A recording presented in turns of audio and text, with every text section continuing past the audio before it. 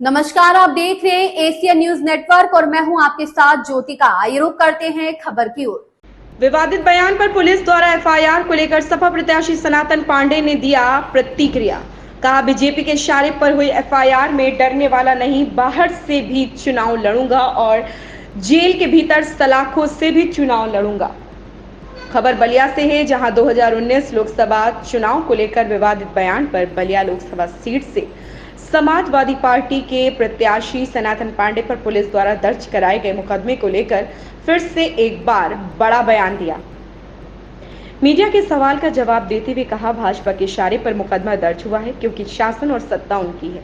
कहा, मैंने ऐसा कोई बयान नहीं दिया जैसे प्रशासन को या किसी पत्रकार को बेचैनी हो। कहा, मैं डरने वाला नहीं हूँ, बाहर से भी चुनाव लड़ूंगा और जेल के भीतर सलाखों से भी चुनाव लड़ूंगा। और कहा कि हम तो जीटी भी मारने वाले आदमी नहीं है, हम शुद्ध शाकाहारी ब्राह्मण हो, हम काहे लिए किसी को मारेंगे। कल आपका एक बयान सामने आया था जिसपे प्रशासन ने मुकदमा दर्ज नहीं दिया है कि जिससे प्रशासन को बेचैनी हो या किसी पत्रकार साथी को बेचैनी हो।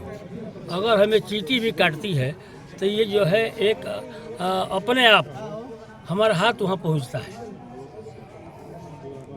तो ये स्वाभाविक प्रक्रिया में है। हमारे साथ जो 2019 में हुआ था उसको मैं रिपीट कर रहा था। हम ये कह रहे थे कब इसको नहीं होने दूंगा।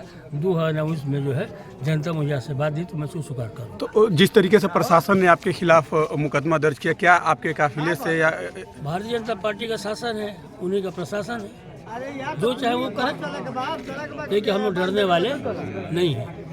हम बाहर हैं तो भी चुनाव लड़ूंगा और जेल के सलाखों के भीतर रहूंगा तो भी चुनाव लड़ूंगा। ये चुनाव जो है उस धरती पे हो रहा है,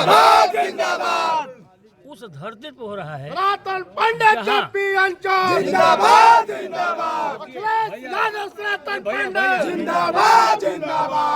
पूरे देश में अंग्रेजों का शासन था और उनको खिलाफ कोई बोल नहीं पाता था।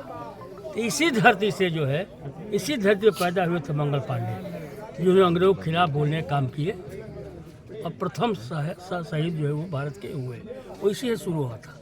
जिस ट्रस्ट पर हम खड़े हैं, स्वर्गीय श्री जयप्रकाश नारायण जी इसके जो है गवाह हैं।